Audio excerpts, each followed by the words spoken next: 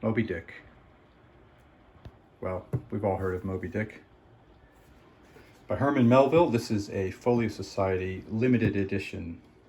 It's probably the most valuable single book that I own. Not as a collection. I own a collection of books that I think is actually worth more these days, which is the Shakespeare. This one comes in this slipcover. I'll show you in a moment, this silver lettering. Moby Dick. The silver and black is a bit of a theme for this book. I'll just open it up. As you can see, they put some more care into it. It's not a minor little slipcover. The book itself is this soft, luxuriant leather and this very beautiful, in my opinion, silver whale. Let's take out the book. It's so soft, surprisingly soft. It comes with a commentary book that's bound in buckram, and I'll be honest, I have not even read more than about 5 words of this commentary. Maybe it's really helpful. Commentary is sewn and comes with its own ribbon, and it's probably great. But let's put that aside to look at this gorgeous book.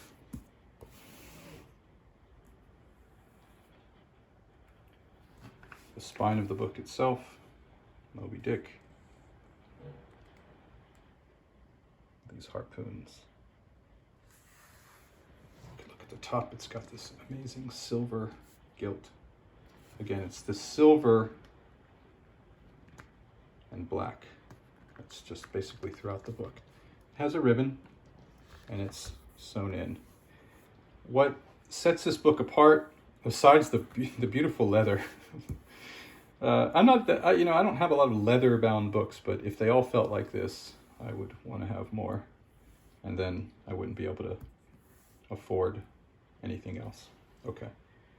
What sets the book apart are the, hundreds of little illustrations. Oh, I should point out this is a limited edition. I mentioned that, but so they only printed 1,750 of these. This is number 882.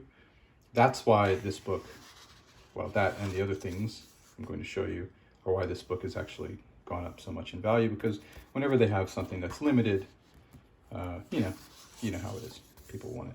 But it's not just that. The illustrations are by Rockwell Kent, and there are, I don't know how many, hundreds? The page is a reasonable thickness. Nice and thick. There's plenty of space here. Let's just flip through and take a look at the number of illustrations. Just going to flip randomly. There's another. There's another.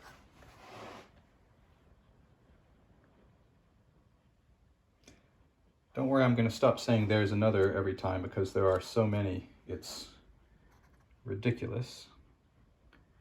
I love the detail of their faces.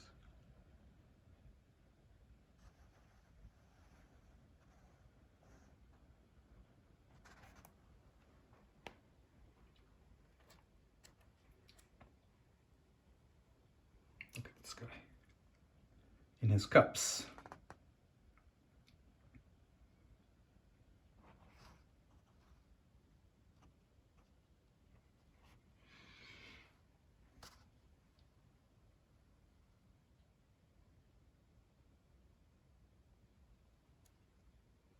The story, I probably don't have to tell you,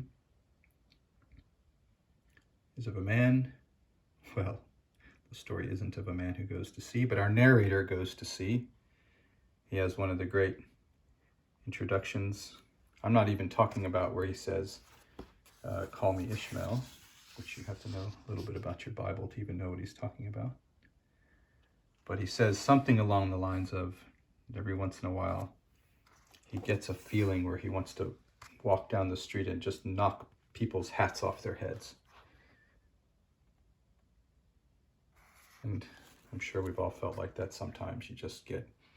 And it's at times like that that he knows he wants to go to sea. Moby Dick is actually a crazy book because, first of all, I loved it.